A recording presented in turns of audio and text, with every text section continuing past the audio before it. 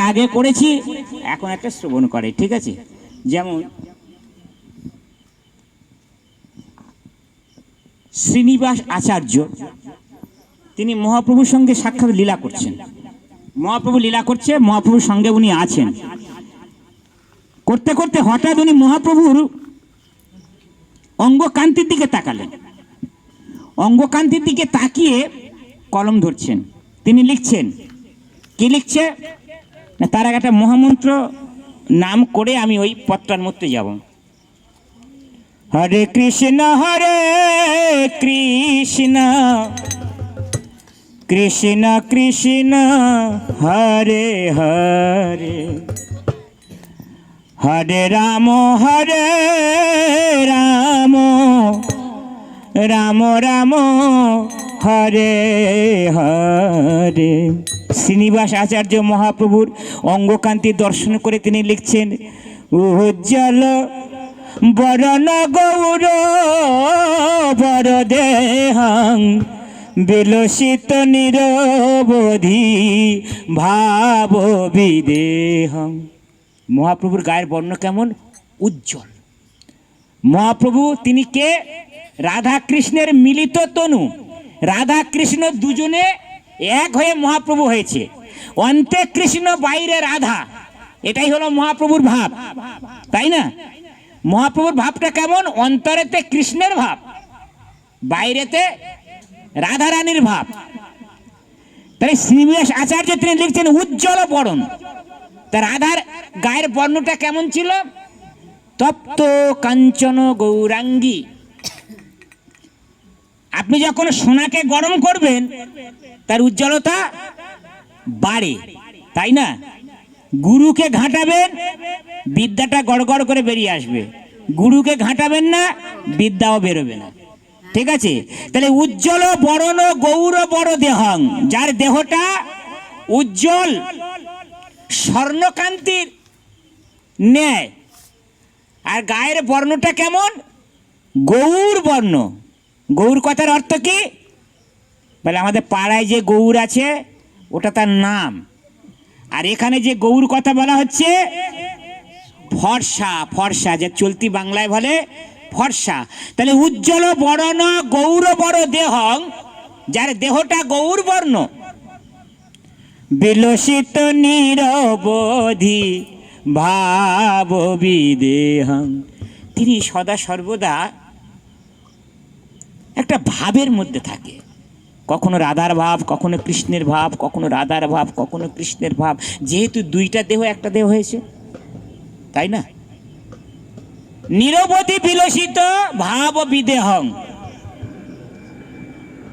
ত্রিভুবন পাবন কৃপায়ালেশং। ত্রিভুবন পাবন কৃপায়ালেশং তঙে প্রণমামি চ শ্রী সচিতনয়ং। শ্রীনিবাস আচার্য বলছে যিনি ত্রিভুবন পালন করতে পারে। এখানে ত্রিভুবন বলতে স্বর্গমর্ত পাতালের কথা বলছে, কিন্তু ভগবান অনন্ত কোটি ব্রহ্মাণ্ড পালন করেন। তাই ত্রিভুবন যিনি পালন করতে পারেন, ত্রিভুবন যিনি ভরণ পোষণ করতে পারেন, তার নাম কি? মহাপ্রভুর এক নাম কি? বিশ্বম্ভর, তাই না? যিনি বিশ্ব ভরণ পোষণ করার ক্ষমতা যার আছে তাকে বলে বিশ্বম্ভর। আমরা নিজেদের সংসারকেও ঠিক মতো পালন করতে পারছি না, তবু নিজেদেরকে মনে হয় যেন ভগবান হয়ে গেছে, তাই না? নিজের সংসারের মধ্যে ভগবান। গাড়ি আছে, বাড়ি আছে, টাকা আছে, সুন্দর স্ত্রী আছে, সুন্দর স্বামী আছে, আরে আমি একজন হনুরে। সে তার ঘরের মধ্যে ভগবান, নিজের রাজত্বটা সীমাবদ্ধ ছোট্ট গণ্ডির মধ্যে, কিন্তু ভগবান হলো অনন্ত কোটি ব্রহ্মাণ্ডের মালিক। তিনি ত্রিভুবন পালন করার ক্ষমতা তার আছে। আমাদের প্রত্যেকে পালন করছে না? করছে না? পালন করছে, কিন্তু আমরা উপলব্ধি করতে পারছি না। কেমন করে? আপনি যে খাদ্যটা খাচ্ছেন, খাদ্যটা যদি তার আদি লগ্ন থেকে দেখি যে খাদ্যটা উৎপত্তি হচ্ছে কোত্থেকে? খাদ্যটা উৎপত্তি হচ্ছে কোত্থেকে? বীজ থেকে, তাই না? সে বীজ আসে কোত্থেকে? আকাশে যখন বর্ষা হয় না, মেঘ জন্মায় না, তখন মুনি ঋষিরা যজ্ঞ করে। মুনি ঋষিরা যজ্ঞ করলে আকাশে মেঘ হয়, আকাশে মেঘ হলে বর্ষণ হয়, মানে বর্ষা হয়। বর্ষা হলে শস্য উৎপাদিত হয়, আর শস্য উৎপাদিত হলে আমরা সেটা অন্ন হিসাবে হোক, খাদ্য হিসাবে হোক গ্রহণ করি। তাহলে এখানে যিনি কৃষক তিনি দাবি করতে পারে আমি তো খাদ্যটা উৎপাদন করছি, কিন্তু পুরো দায়িত্বটা তার নয়, সে দাবি করতে পারে না, কিছুটা সে দাবি করতে পারে। ভগবান যদি আলো বাতাস না দেয়, ভগবান যদি বর্ষা না দেয়, ভগবান যদি অনুকূল পরিবেশ না দেয়, বলুন কৃষক চাষ করতে পারবে? চাষ করলেও ফল হবে? হবে না। তাহলে আমরা যদি একটু বিচার বিবেচনা করি, ভগবান আমাদের পালন করছেন, ভগবান আমাদের খাওয়া দিচ্ছেন, ভগবান সবকিছু করছেন, তিনি পালন করছেন, সে ক্ষমতা তার আছে। কৃপায়া লেশং, তিনি কৃপা দিচ্ছেন আমাদের। কৃপা কথার অর্থ হলো করে পাওয়ার নাম হলো কৃপা। আপনি কিছু করুন, তার বিনিময়ে যেটা পাবেন সেটাকে বলে কৃপা। এই বাড়ির প্রভুজি মাতাজি আজকের কি করছেন? সাধু সেবা করছেন, এবং সেটা ভগবানকে ভোগ লাগিয়ে প্রসাদ হিসাবে সবাইকে দেবেন। তাহলে এই যে কর্মটা উনি করছেন, এর বিনিময়ে উনি ভগবান এবং ভগবানের ভক্ত সর্বোপরি সকলার কৃপা উনি লাভ করবেন। তাই ভগবত কর্ম করলেই ভগবানের কৃপা পাওয়া যায়। আমি ভগবত কর্ম করব না, আমি ভগবানের কথা শুনবো না, ভগবানের ভক্তদের ধার ধারবো না, আর বিপদে বলে শুধু বলবো ভগবান তুমি এক চোখ, তুমি কি দেখতে পাও না? ভগবান ঠিক দেখতে পায়। আমরা ভগবত কর্ম করি না, তাই আপন কর্মের ফল আপনাকেই ভোগ করতে হয়, তাই না? এগোরো সংসারে পড়িয়া মানব, না পায় দুঃখের শেষ। আপনার দুঃখের শেষ কোথায় হবে আপনি বলতে পারবেন? আনলিমিটেড, ঠিক আছে? আনলিমিটেড দুঃখ। এই দুঃখের শেষ কখন হবে? এই দুঃখের শেষ তখনই হবে সাধু সঙ্গ করি হরি ভজ। যদি হরি ভজতে হবে কোথায়? সাধুর সঙ্গে। আপনি আপনার ঘরে বারান্দায় বসে বসে একা হরিনাম করতে পারেন, কিন্তু শক্তি পাবেন না, বল পাবেন না। একাকী আমার নাহি পায়ে বল হরিনাম সংকীর্তনে। একা একা জপ করে যদি বাড়ি বল পাওয়া যেত, তাহলে একলা সকলে মিলে সমবেত হওয়ার কোনো দরকার ছিল না। মাঝে মাঝে শরীরে চার্জ দিতে হয়। আপনার মোবাইলে চার্জ ফুরিয়ে গেলে চার্জ দেন না, ঠিক আছে? ঠিক তেমনি মাঝে মাঝে ভক্ত সঙ্গ করে শরীরে চার্জ দিতে হয়, মানে শক্তিটা জুগিয়ে নিতে হয়। তাহলে তখনই হবে দুঃখের শেষ, যখন আপনি সাধুর সঙ্গে হরিনাম করবেন। সাধু সঙ্গ করি হরি ভজ যদি, তবে হবে অন্ত ক্লেশ, মানে ক্লেশের শেষ হবে, অন্ত হয়ে যাবে। হ্যাঁ, সংসার অনলে জ্বলিছে হৃদয়ে, অনলে বাড়ায়ে অনল। বলে বাবা মহাজনগণ একই কথা লিখেছে, সংসার পেতেছি তো সুখ পাওয়ার জন্য, তাই না? তাহলে যে সংসার পেতেছি সুখ পাওয়ার জন্য, আর সেখানে মহাজনগণ বলছে সেখানে শুধু অনলে দগ্ধ হচ্ছে, তাহলে বিপরীত কথা হচ্ছে না? আপনারা যে সংসার পেতেছে, সংসারবদ্ধ জীব, সেই সংসারে শুধু কি হচ্ছে? দাউ দাউ দাউ দাউ করে দাবানলের মতো আগুন জ্বলছে। হয়তো উপলব্ধি হচ্ছে, কিন্তু মুখ ফুটে বলতে পারছেন না। আসুন আপনাদের সকলার নিমন্ত্রণ রইল, সাধু সঙ্গে চলে আসুন। এই সাধু সঙ্গ আজকের গোবিন্দ প্রভুর বাড়িতে বসেছে, এরকম আমাদের নিয়মিত সাধু সঙ্গ চলে। এই নামহট্টও চলে, নামহট্ট, এটাকে বলে নামহট্ট, মানে নামের হাট। আপনি সোনারপুর হাটেতে যাবেন, সেখানে দ্রব্য মূল্য কিনতে পাবেন, মূল্য দিয়ে কিছু দ্রব্য কিনতে পাবেন, ঠিক আছে? এটা হাটের বা বাজারের একটা নিয়ম, আপনি কিছু দেবেন বিনিময়ে কিছু পাবেন। তাহলে এটা নামের হাট। এখানে নামের হাটে এখানে একটা বিনিময় হচ্ছে, কিছু দেওয়ার কিছু নেওয়া। আপনাদের উপলব্ধি হবে কি, বাবা আমি কি দিলাম? কিছুই তো দিলাম না, আর কি বা নিলাম, এই যে কি দিলাম আর কি নিলাম, এটাই উপলব্ধির বিষয়। এটাকে নামের হাট। আপনি কি দিলেন এখানে না, বাজারে কোনো কিছু কিনতে গেলে জড়জাগতিক মুদ্রা দিতে হয়, ঠিক তেমনি আপনি এখান থেকে নাম কিনে নিয়ে যাবেন, শুদ্ধ নাম। তাহলে শুদ্ধ নাম কিনতে গেলে তো শুধু শুধু পাওয়া যাবে না, তার বিনিময় মূল্য দিতে হবে। বিনিময় মূল্যটা কি না, শ্রদ্ধারূপ মূল্য দিয়ে শুদ্ধ নাম কিনে নিয়ে যেতে হয়। বোঝা গেল? তাই সে শ্রদ্ধা আমাদের সকলের মধ্যে আছে। শ্রদ্ধা নেই এমন কোনো ব্যক্তি নেই। শ্রদ্ধার আবার ক্লারিফিকেশন আছে, শ্রদ্ধার আবার শ্রেণীবিভাগ আছে। ঠিক আছে, শ্রদ্ধাবানও জন হয় ভক্তির অধিকারী, কনিষ্ঠ মধ্যম উত্তম তার ভক্তি অনুসারী। তাই নামের হাটে আপনারা আজকে নাম ক্রয় করে নিয়ে যাবেন, এবং এই যে সাধুদের মুখে থেকে যে হরি কথা শ্রবণ করলেন, গীতার কথা, ভাগবতের কথা, চৈতন্য মহাপ্রভুর কথা, এটার কিন্তু কোনোদিনই ক্ষয় হবে না। প্রত্যবায় ন বিদ্যাতে। ঠিক আছে, সাধুর মুখে হরিনাম, ভাগবত শোনো গিয়া ভাগবতের কাছে হরিনাম শুনতে হয় ভগবত ভক্তের শ্রীমুখ থেকে। এটা মহাপ্রভুর শিক্ষা। যিনি ভক্তিযোগ অবলম্বন করেননি, তিনি যত বড় পণ্ডিত হোক, জড় জাগতিক যত বড় জ্ঞানী হোক, তিনি জগতে বিখ্যাত হন না কেন, তিনি যদি কৃষ্ণের ভক্ত না হয়, তিনি যদি মহাপ্রভুর ভক্ত না হয়, তার মুখ থেকে হরি কথা মহাপ্রভু শুনতে নিষেধ করেছে। আমি করিনি, মহাপ্রভু করেছে। কেন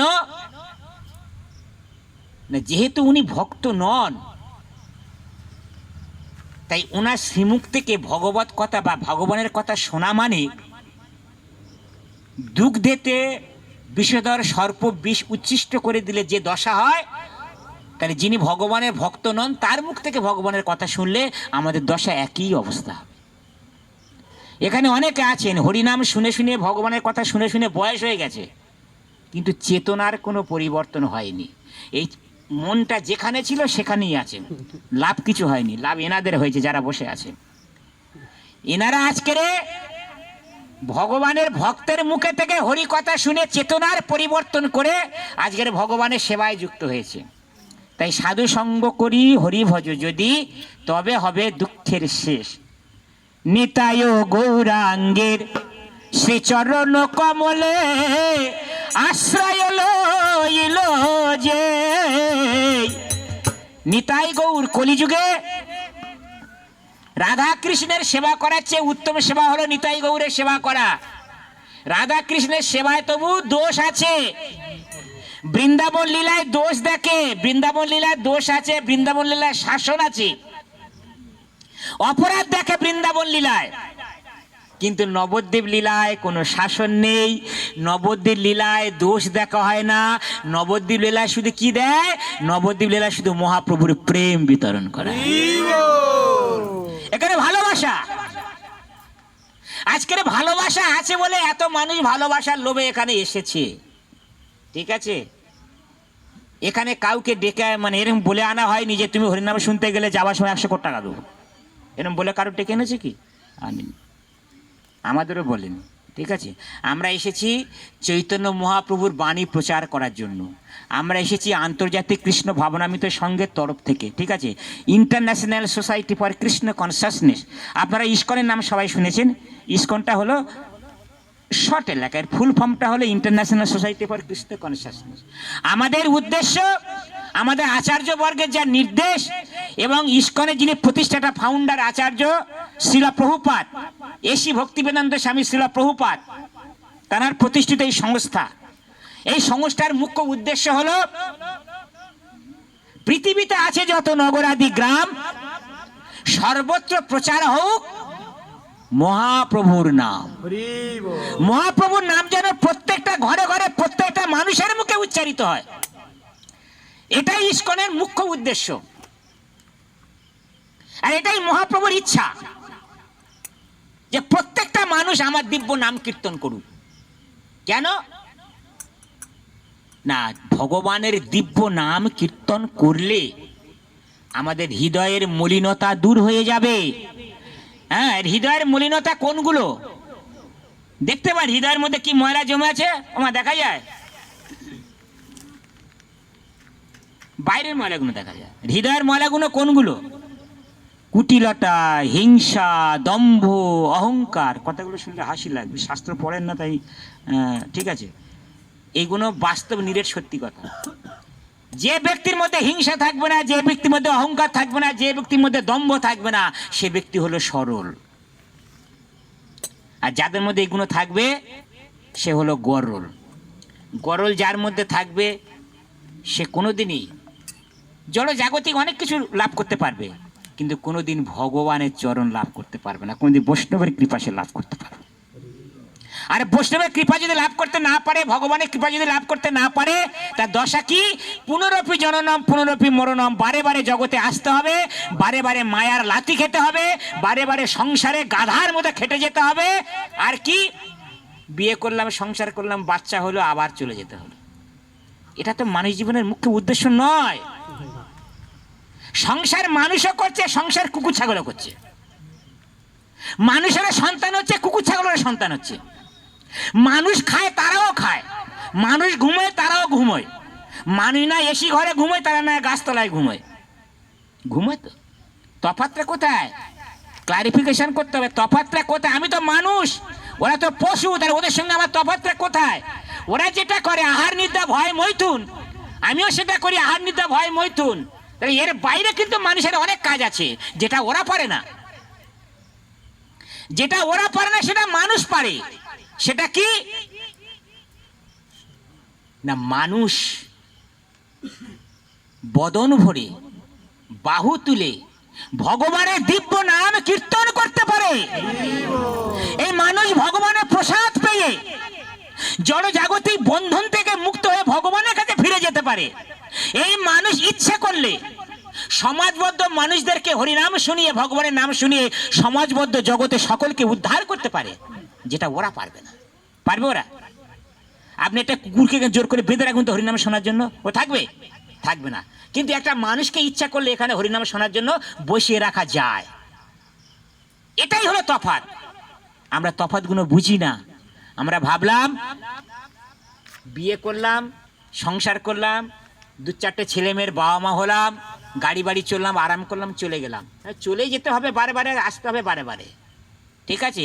তাই নিতাই ও গৌরাঙ্গের চরণ কমলে আশ্রয় লইল যেই, যেজন নবদ্বীপ লীলায় নিতাই গৌরের চরণে আশ্রয় গ্রহণ করেছে, কৃষ্ণদাস বলে জীবনে মরণে আমারও আশ্রয় সেই।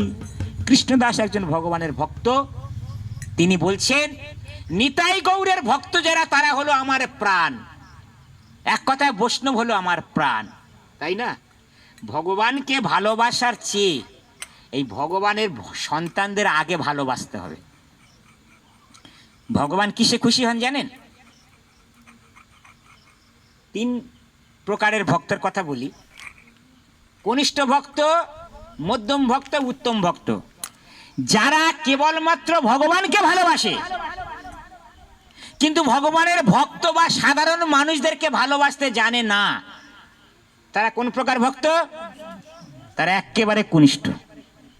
ভগবানকে খুব ভালো করে ভালোবাসে, ভগবানের মন্দিরে ঢুকে ভগবানকে আরতি করে, সেবা লাগায়, কিন্তু ভগবানের ছেলে মানে নিজেদের গুরু ভাই বোনদের দেখলে গা ছিনছিন করে। তাহলে সাধারণ মানুষদের দেখলে একেবারেই তো গা ছিনছিন করে। ওরা হলো উত্তম ভক্ত নয়, ওরা হলো কনিষ্ঠ ভক্ত। আর মধ্যম ভক্ত কারা? যারা ভগবানকে ভালোবাসে, ভগবানের ভক্তদের, নিজের গুরু ভাই বোনদের ভালোবাসে, কিন্তু সাধারণ মানুষদেরকে ভালোবাসে না। মাছ খায়, মাংস খায়, ও হলো মধ্যম ভক্ত, উত্তম ভক্ত নয়।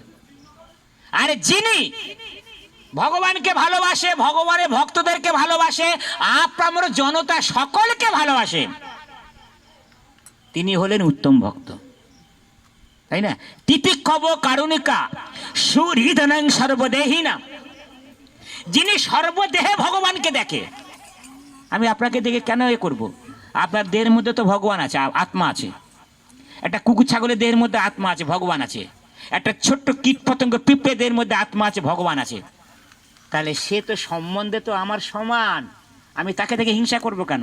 এই যে বিষয়গুলো, যিনি সর্বদেহে ভগবানকে দর্শন করে সকলের প্রতি সমদর্শী হবে, সকলকে ভালোবাসবে, তিনি হলেন উত্তম। তিনি হলেন উত্তম। বোঝা গেল?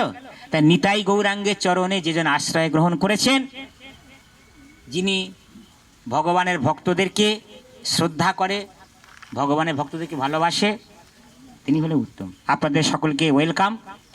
যদি এইরকম ভাগবতী উৎসবের জন্য কেউ মনস্থির করে থাকেন, আমাদের সঙ্গে যোগাযোগ করবেন। এই